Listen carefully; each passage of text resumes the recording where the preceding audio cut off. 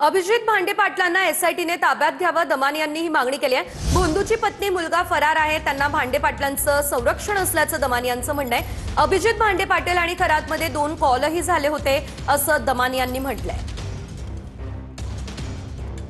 Deputy collector आहेत, ते त्यांना खूप मदत करतायत। ते मुंबईत कार्यरत आहेत।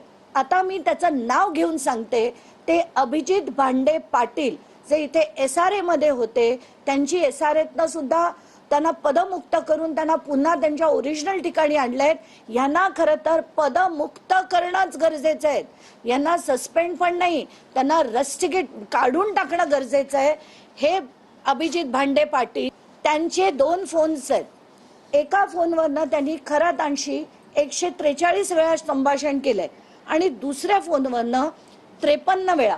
तर ही त्याची अख्खीच्या अख्खी लिस्ट आहे।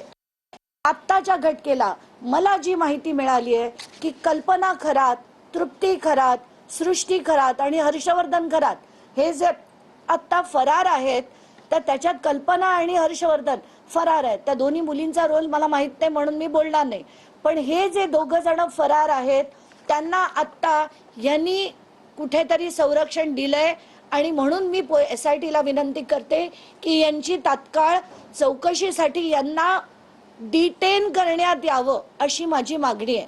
कारण सगळीकडनं खरातांना मदत करण्यासाठी हा माणूस फार पुढे आहे असं मी अतिशय जबाबदारीने विधान करते।